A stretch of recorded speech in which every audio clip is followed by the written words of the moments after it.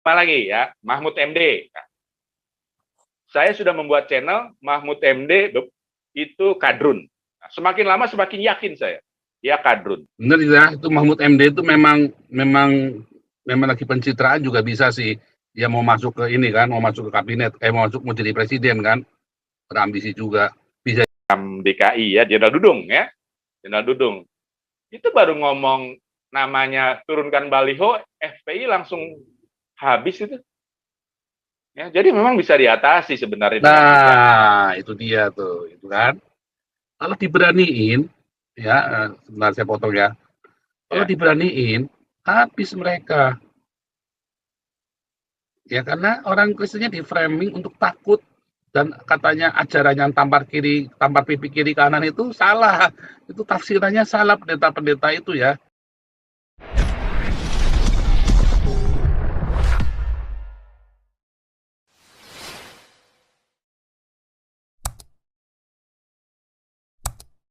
Ya, Gajah Mada, silakan. Halo, ya. Dengaran suara saya? Merdu. Oh, merdu ya. Ya, terima kasih banyak Pastor Pauzang yang telah memberikan informasi bahwa ada indikasi kuat bahwa NU dibalik penutupan gereja. Ya. Tapi saya ngomong singkat dulu, sebenarnya yang paling aman itu dalam kondisi sekarang itu di Indonesia, bukan di Eropa, bukan di Amerika. Anda sekalian bisa semua ngecek dan melakukan assessment. Saya cukup lama di situ dan punya banyak teman juga di benua itu. Yang kalau mau agak sedikit Eropa ya ke Australia sebenarnya. Tapi yang paling aman itu dibandingkan dua benua itu Indonesia, mungkin sebagai pendahuluan. Saya kembali kepada NU. Untuk sekarang sebaiknya memang disampaikan dulu bahwa NU lah dibalik namanya, atau NU itu bermuka dua, ya, bermuka dua. Jadi ada satu orang-orang dia yang pakai baju nasionalis, yang sementara sebenarnya agenda utamanya adalah menutupi gereja, gitu, atau sebutlah sebenarnya anti negara kesatuan Republik Indonesia dengan anti Pancasila. Ya. Karena orang-orang NU sendiri sebenarnya kalau saya coba ya, kalau saya kenal beberapa orang NU ya, jadi saya coba, itu ada teman saya juga berapa, tapi saya juga dapat buku yang lucu gitu, buku yang banyak pengetahuan saya tentang Islam itu dari orang NU. Misalnya seperti ada dosen Al Azhar yang menerangkan ya bahwa dalam kekhalifahan Islam ya, 4 kekhalifahan Islam itu sebenarnya tidak damai. Itu saya dapatnya dari orang itu. Bukunya asli, langsung saya pinjam dikasih gitu ya. Itu teman baik saya juga. Orangnya baik juga gitu ya. Jadi sebenarnya dengan era sekarang banyak media ya, seperti Paul Zhang ini maupun saya juga lihat banyak apologet perlu menyampaikan seperti Paul Zhang. Orang NU kalau dikasih tahu kayak begini, seperti teman saya ya, itu bukan NU, dia bilang ya, NU disusupi gitu kan. Sama seperti Katolik juga ya sekarang. Saya lupa namanya, tapi nama depannya saya ingat.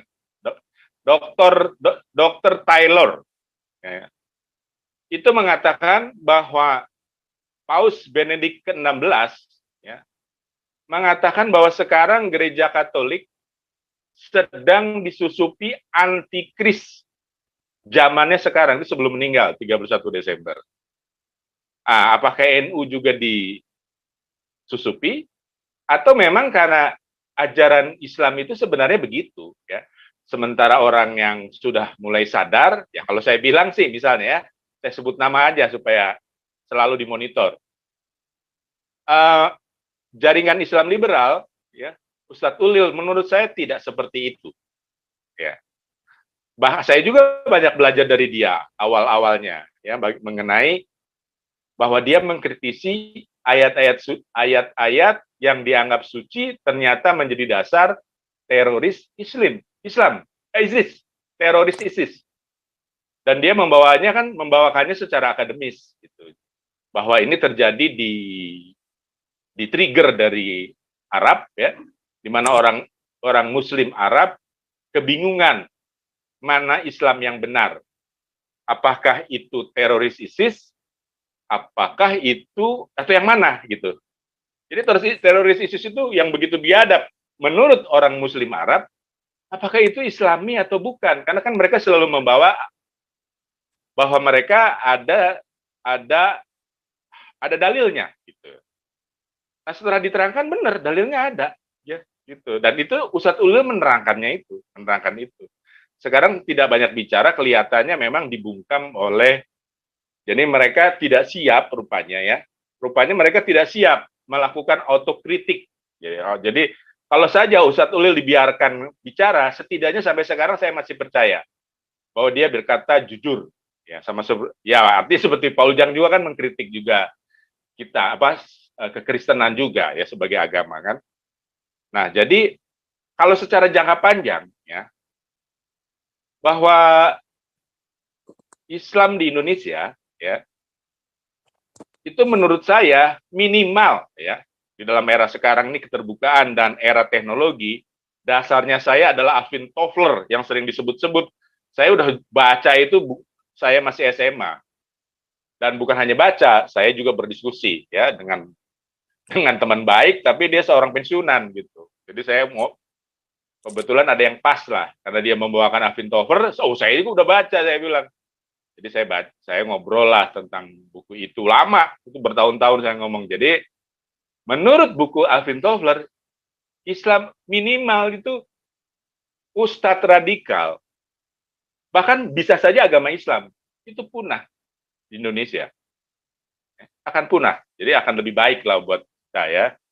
Nah, tetapi memang kalau dasarnya ya bermuka dua, ya lebih bagus kita berpisah baik-baik saja, mulai dengan Papua ya. Kalau memang niatnya mau membatasi satu agama yang lain ya, sebutlah Kristen atau agama yang lain ya, gitu. Jadi memang ungkapkan saja dengan bukti-bukti akurat ya, supaya memang kalau itu disusupi memang terbukti, bukan hanya ditutupi, memang itu adalah hidden agenda dari NU.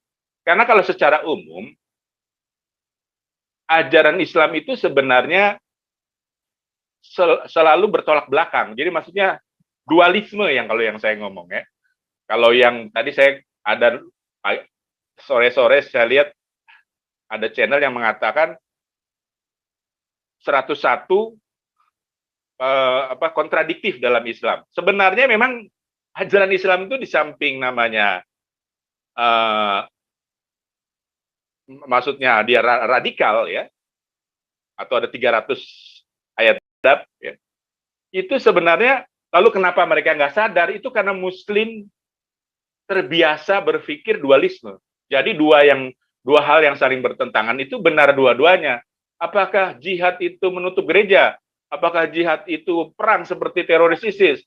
Apakah jihad itu perjuangan batin? Dua-duanya benar, dua-duanya ada, bukannya kontradiktif.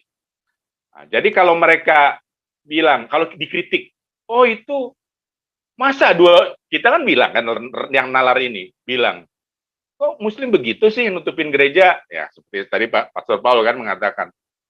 Lalu mereka biasanya tanya, kamu Muslim bukan? Ya. Artinya kalau kita Muslim, kamu harus berpikir dualisme. Dua-duanya benar loh. Nutupin gereja benar, ya, bersikap toleran juga benar. Nah ini yang perlu kita, karena nggak mungkin yang dua-duanya benar itu dibiarkan hidup di Indonesia. Ya. Apalagi tadi Pak Profesor Paulus mengatakan kalau ada 50 yang benar itu nggak jadi dibakar atau nggak jadi dikutuk, dan memang begitulah ya. Ya kita harap di Indonesia masih ada 50 orang baik. Ya. Kemarin saya mengatakan bahwa selama Indonesia berdiri, yang selalu jadi presiden itu adalah non-Muslim sebenarnya. Ya, karena di era Orde Lama, ya, kalau nggak salah tuh 6 kali pemberontakan makar dari DITI ya selalu dilawan dengan keras dan dihukum mati orangnya atau dipenjara. Contohnya seperti Kartosuwiryo yang sekarang banyak keturunannya jadi pemimpin PKS. Ya. Itu ditembak mati Kartosuwiryo. Dan di era Orde Baru juga sebenarnya Abu Bakar Bashir itu jadi pastor Paujang, kabur-kabur dia. Nggak pernah ada tuh zaman Orde Baru orang-orang seperti Paujang ketakutan gitu kan. Nah, atau Saifullah Ibrahim ke Amerika gitu. Karena ngomong yang benar nggak pernah. Yang dikejar-kejar itu mereka. Kenapa? Karena memang Islam itu cuma 40% menurut statistik 1935. Secara demografi itu begitu stabil. Akan 40% terus. Ya, punya anak apa, kawin-mawin segala macam gitu kan. 40%. Makanya kan nggak pernah jadi presiden sebenarnya. Atau nggak pernah secara penuh mereka memerintah. Itulah sebabnya, ya saya langsung sebut nama lagi ya, Mahfud MD. Saya sudah membuat channel Mahfud MD itu kadrun. Nah, semakin lama semakin yakin saya, dia kadrun. Ya. Makanya harus dijadiin. Lalu Kiai Haji Musadi juga sama itu. Sebelumnya orangnya sudah meninggal. Ya. Itu ketua PBNU. Nah, jadi masih nyambung dengan yang dikatakan oleh Pastor Paujang. Jadi sekarang ini bukan berarti nggak ada solusi, ya. Contoh misalnya, Jenderal siapa tuh yang waktu itu jadi Pangdam DKI ya, Jenderal Dudung ya, Jenderal Dudung. Itu baru ngomong namanya turunkan baliho, FPI langsung habis itu. Ya, jadi memang bisa diatasi sebenarnya. Nah, itu dia tuh, itu kan. Kalau diberaniin, ya, sebentar saya potong ya. Kalau diberaniin, habis mereka. Ya karena orang Kristennya di framing untuk takut dan katanya ajaran yang tampar pipi kiri kanan itu salah. Itu tafsirannya salah pendeta-pendeta itu ya. Nah, itu tadi. Lanjut, Pak Kajamada. Ya, saya setuju dengan yang tampar pipi kiri, pipi kanan itu salah ya dalam pengertian yang seperti ini ya.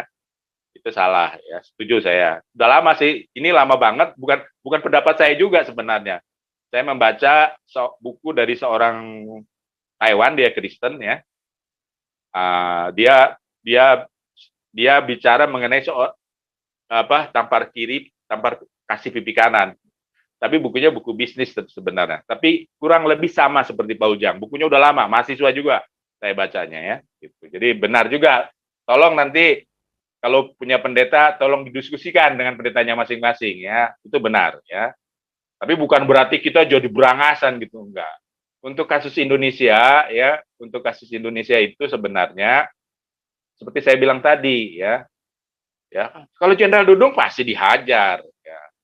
Hanya memang kalau pasti dihajar lah mereka pasti habis lah gitu ya. Jadi kalau misalnya nanti Indonesia udah kasar banget, udah gawat banget, pilih aja Jenderal Dudung jadi capres gitu, sekalian jadi presiden gitu kan.